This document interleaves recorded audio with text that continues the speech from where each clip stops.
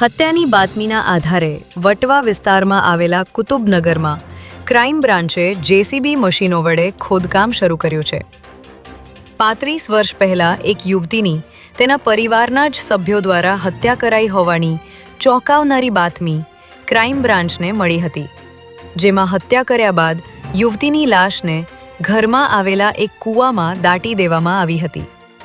ત્યારે 1992માં થયેલી એક યુવતીની કથિત હત્યાનો ભેદ ઉકેલવા માટે પોલીસે જેસીબી મશીનો વડે ખોદકામ શરૂ કર્યું છે અને જો જમીનમાંથી માનવ હાડપિંજર મળી આવશે તો વર્ષો જૂની હત્યાના કેસનો ભેદ ઉકેલાઈ શકે છે।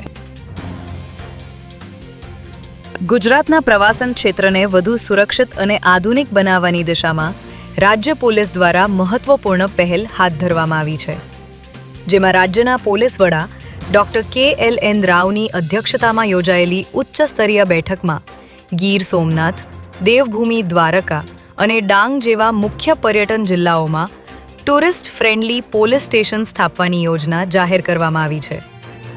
આ સ્ટેશનો માત્ર કાયદો અને વ્યવસ્થા જાળવવા પૂરતા નહીં, પરંતુ પ્રવાસીઓને મિત્રસભર વાતાવરણમાં ઝડપી મદદ અને માર્ગદર્શન મળી રહે તે હેતુથી ડિઝાઇન કરવામાં આવશે।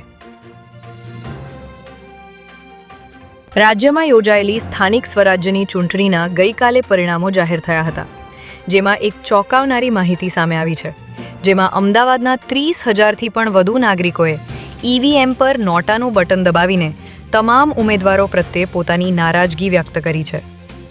અમદાવાદના પોશ ગણાતા થલતેજ વોર્ડમાં સૌથી વધુ 970 મતદારોએ નોટા પસંદ કર્યું છે, જ્યારે શહેરના કોટ વિસ્તાર અને પૂર્વ પટ્ટાના કેટલાક વોર્ડમાં નોટા પ્રત્યે ઉદાસીનતા જોવા મળી છે।